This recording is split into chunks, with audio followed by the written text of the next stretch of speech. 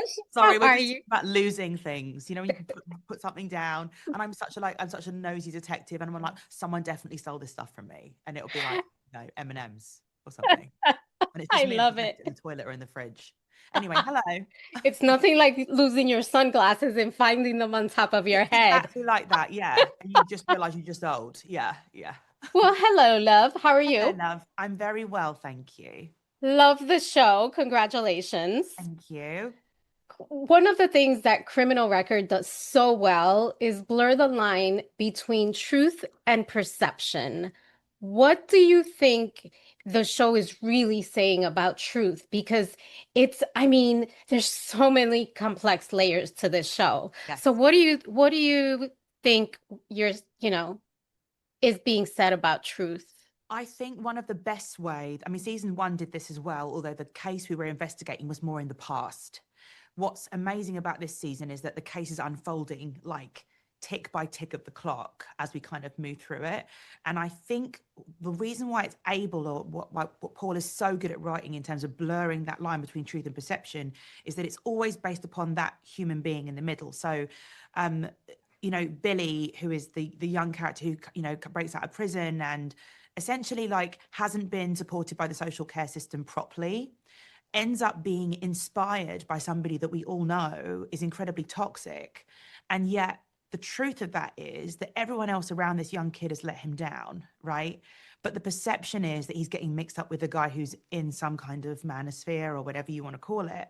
And then when you start to spend time with him and Cosmo, who's played amazingly by Dustin Demery Burns, you begin to see that the charm in somebody like that, the attraction of somebody like that, why wouldn't that inspire a young person to want to be around them?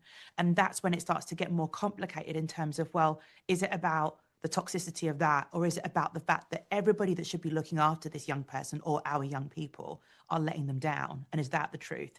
So I think the show is so good at that, rather than saying, here are the goodies and here are the baddies. And June And that struggled with that too. And Yeah. that's what I loved about it. There's so many, it's like you said, it's complicated. There's so many, it's so layered. And in that web, there's power, there's bias, there's manipulation running just through every layer of the story. I hate to use this word, but it's so juicy. Yeah. Yeah. Literally, literally. Why do you think people misunderstand? What do you think people misunderstand about power and the way it operates in systems like this? Because it's so blatant, it's so in our face. I think that unless you are within it, you don't see all the different levels of it and how the knock-on effect of one decision, um, a decision that might be classed as compromising your values could essentially have a good outcome, but something will have to be sacrificed. But what I Mhm. really do like about what it says about power is that for every person like Hegarty, or like any of the corrupt higher ups within our force on this show us that there is a June. And I think it gives us a lot of hope about the fact that there are as many people within these systems working incredibly hard to tell the truth and to search for justice, even at to their own detriment, as there are people really making awful, awful decisions. And I am glad that you mentioned June because I don't want to walk away without asking about this. She trusts her instincts. I mean, to the point where it isolates her. Do you think people are afraid to stand in their truth in such a way where it isolates them? Because she really does. She's almost, it's almost idealistic in a way. But Yeah, there's a kind of yeah, simplicity to the way that she believes her yeah, moral compass works.